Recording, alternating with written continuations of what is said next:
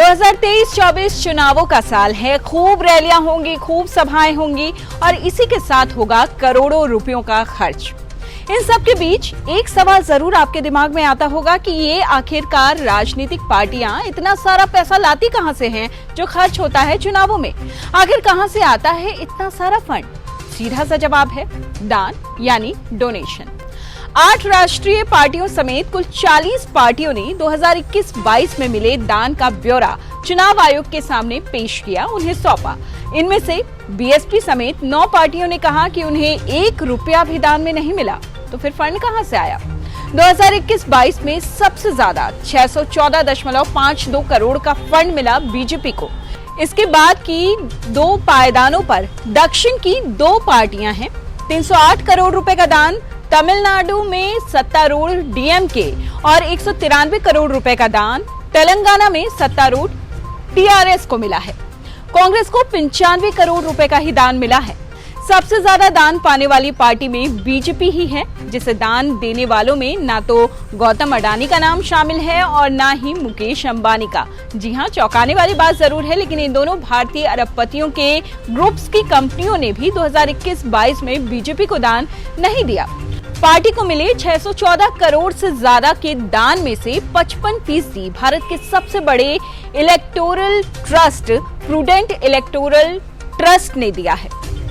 मजेदार बात तो यह है कि प्रूडेंट इलेक्टोरल ट्रस्ट से जो राशि दान में आई, उसका करीब 28% पैसा अरबपति स्टील टाइकून लक्ष्मी मित्तल के आर्सेलर मित्तल ग्रुप से आया था।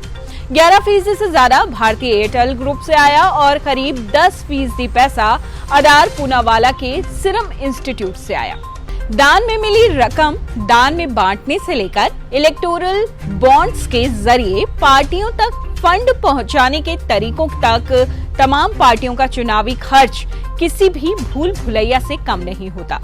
बीजेपी ने जो एफिडेविट और तमाम दानदाताओं की सूची चुनाव आयोग को सौंपी है, उसके मुताबिक 2021-22 में पार्टी को 614.52 करोड़ रुपए बतौर दान मिले हैं।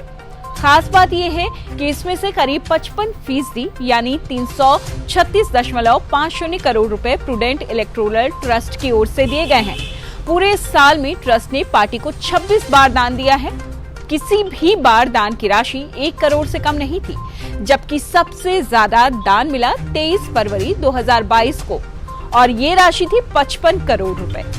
पूरे 336.50 करोड़ की रकम 26 चेक में दी गई थी। इस हिसाब से प्रूडेंट इलेक्टोरल ट्रस्ट बीजेपी की सबसे बड़ी दानदाता है। तो अच्छी तरह आप समझ गए होंगे कि क्या गणित है, किस पार्टी को किस तरीके से फंड दिया जाता है और इसका जरिया क्या बनता है। और बीजेपी पर सबसे ज्यादा आरोप लगते रहे हैं अंबानी और अडानी को प्रायोरिटी देने की, प्राथमिकता देने की। राहुल गांधी लगातार बयानबाजियां करते रहे हैं उनके खिलाफ, लेकिन सच्चाई सामने आ गई है कि अडानी और अंबानी नहीं बल्कि लक्ष्मी मित्तल सबसे बड़ी धनराशि दान के तौर पर उनकी कंपनियों ने दिया है बीजेपी को।